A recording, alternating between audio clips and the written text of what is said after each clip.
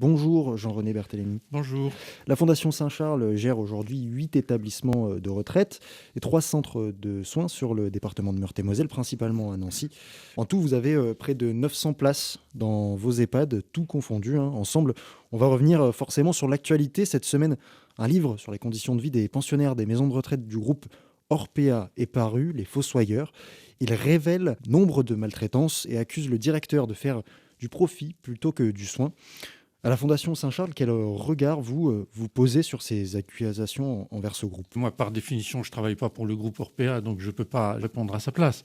Je sais simplement qu'il est important peut-être de rappeler qu'il y a aujourd'hui 3 types de gestionnaires dans les EHPAD. Il y a des gestionnaires publics, que ce soit la fonction publique hospitalière ou que ce soit des CCAS, des centres communaux d'action sociale ou des communes en direct. Ça, c'est un premier ensemble. C'est d'ailleurs le plus important en volume encore aujourd'hui. Il y a des gestionnaires privés commerciaux, type Orpea, type Corian et bien d'autres, qui sont des entreprises qui, comme toute entreprise, se donnent comme perspective de faire du bénéfice et de pouvoir distribuer le bénéfice aux actionnaires, qui sont les investisseurs de l'entreprise. Et puis, il y a un troisième ensemble, qui sont ce qu'on appelle les gestionnaires privés non commerciaux, auxquels nous appartenons, et qui, je dirais, travaillent à prix coûtant, dans la mesure où, évidemment, ils ne distribuent pas de dividendes à des actionnaires, ils ne réalisent pas de bénéfices qui sortent de l'entreprise. Et à l'intérieur de cet ensemble-là, il faut encore distinguer des établissements qui sont ce qu'on appelle habilités à l'aide sociale, qui ont la volonté de rester accessibles aux plus démunis. Et cette habilitation à l'aide sociale produit le fait que le conseil départemental peut entièrement prendre à sa charge le paiement de la pension d'un résident démuni qui n'aurait aucun revenu. Donc vous êtes financé par le conseil départemental? Pour les résidents qui n'ont aucun revenu, ce qui est de loin pas la majorité. Mais le fait d'être habilité à l'aide sociale à 100% a pour corollaire que c'est le conseil départemental qui fixe nos tarifs hébergement, puisque c'est lui qui va être amené éventuellement à les prendre en charge. Donc, c'est le conseil départemental qui fixe nos tarifs hébergement. Justement, à la Fondation Saint-Charles de Nancy, combien d'argent il faut concrètement par mois pour être hébergé? Alors, suivant les établissements, et quand je dis suivant les établissements, grosso modo, ce qui fait la différence entre deux établissements, c'est la réalité de la charge de l'immobilier. Grosso modo, aujourd'hui, dans nos établissements, quand on considère l'hébergement plus la part de dépendance que chaque résident doit payer, on est entre 2 000 et 2 300 euros par mois. Cette somme intègre la totalité des frais de séjour, le traitement du linge, la nourriture évidemment, l'animation, etc., etc. Tout est compris dans cette affaire-là. Et toutes nos places sont habilitées à l'aide sociale. Ça veut dire qu'on veut garder cette possibilité d'accueillir des gens qui n'ont pas beaucoup d'argent, parce que vous imaginez bien, on est dans les prix de journée pas chers et il faut quand même débourser 2 200 euros par mois. C'est pas la retraite d'une aide-soignante aujourd'hui. C'est pas la retraite d'une infirmière aujourd'hui. Justement, tout à l'heure, vous parliez de 3 groupes différents justement de maisons de retraite. Est-ce qu'aujourd'hui, le financement et le fonctionnement des EHPAD en France, c'est un réel problème?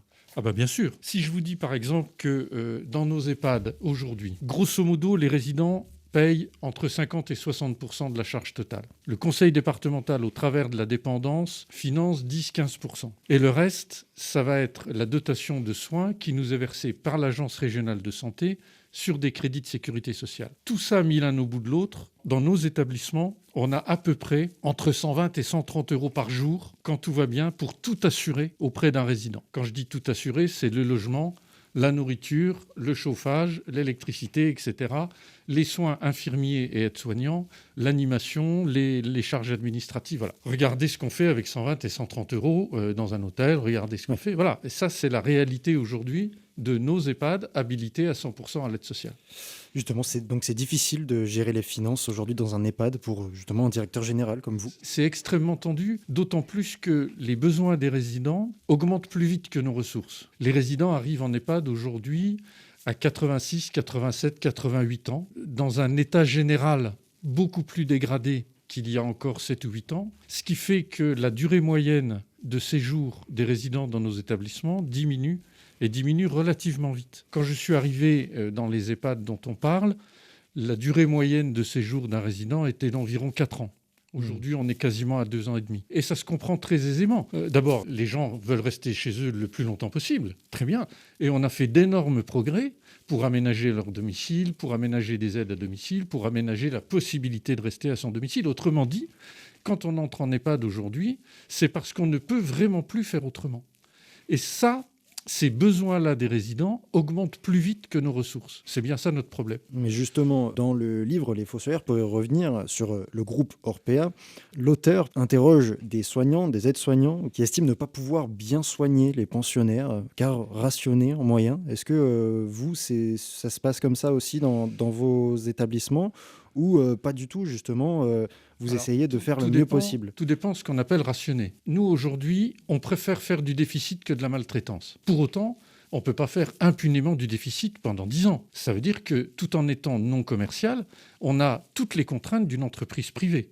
Sauf que, pour continuer à parler le langage de l'entreprise, nous ne sommes pas maîtres de notre volume de production, le nombre de lits nous est fixé et autorisé, et nous ne sommes pas maîtres de nos prix de vente, puisque nous nous soumettons, nous, librement, à cette contrainte de l'aide sociale à l'hébergement qui fait que ce sont les conseils départementaux qui fixent les tarifs. Alors bien sûr en lien et en discussion avec nous, mais en final, c'est les conseils départementaux qui ont la main. Et donc, dans ce cadre-là, nous, on ne redistribue pas encore une fois de bénéfices à qui que ce soit. Encore une fois, il y a toujours un décalage entre le repérage des besoins qui augmente et les moyens accordés qui augmentent. Il y a toujours un décalage. Et pendant ce temps-là, il n'est pas rare que pour tel établissement ou tel établissement, on accepte d'être en déficit plutôt que de maltraiter les gens. C'est aussi l'intérêt d'une organisation à 7, 8 et on espère plus un jour établissements.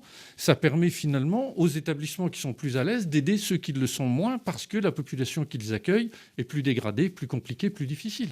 Mais justement, une population plus dégradée, plus difficile, forcément, ça implique plus de travail peut-être Oui. pour les équipes. Oui. Alors on sait que les aides-soignants manifestent depuis des mois aussi pour des hausses de salaire, des revalorisations, etc. C'est un métier difficile. Comment ça se passe au niveau de votre personnel? Est-ce qu'il souffre justement de cette dégradation Bien sûr. Alors, on a l'énorme chance d'avoir du personnel chez nous qui est très motivé. On a peu de démissions. On a peu de départs naturels. Je touche du bois, mais nombreux sont les collègues qui ont des départs et nombreux sont les collègues qui ne peuvent même plus faire tourner tout leur lit parce qu'ils n'ont même pas assez de monde pour le faire. Nous, ce n'est pas notre cas aujourd'hui et on s'en réjouit. Pour autant, c'est vrai que ce métier n'attire plus.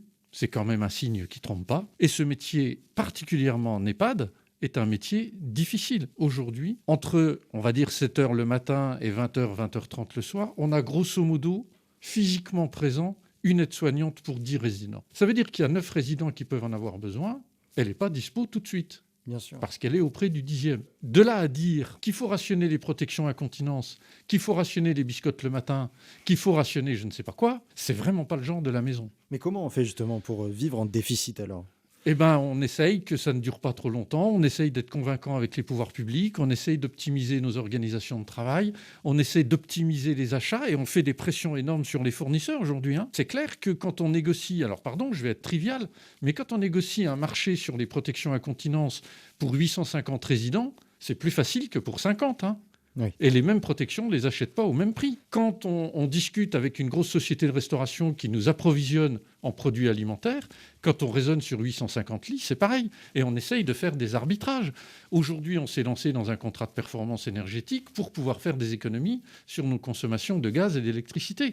On essaye d'optimiser dans tous les coins pour mettre tout ce qu'on peut sur le soin, et y compris dans l'administration.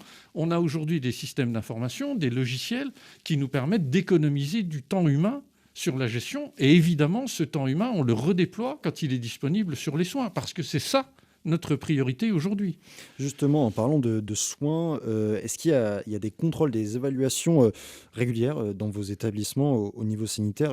Est-ce qu'il y a un comité indépendant qui vient vérifier qu'on s'occupe bien des personnes âgées présentes? Alors, de comités indépendants, non, pas à ma connaissance. Par contre, l'Agence régionale de santé et le conseil départemental peuvent, quand ils le souhaitent, avoir accès à nos établissements. Tout est sur la table et je peux vous dire qu'on est très paisible. Quand on travaille à prix coûtant, c'est pas compliqué de mettre ses comptes sur la table. Je peux vous dire que c'est extrêmement paisible. Nos organisations de travail sont transparentes.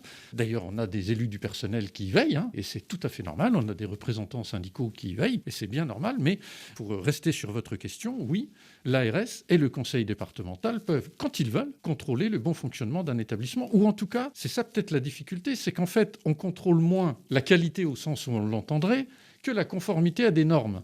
D'accord. Ce qui n'est pas tout à fait la même chose. C'est compliqué de savoir si les résidents sont heureux dans un établissement.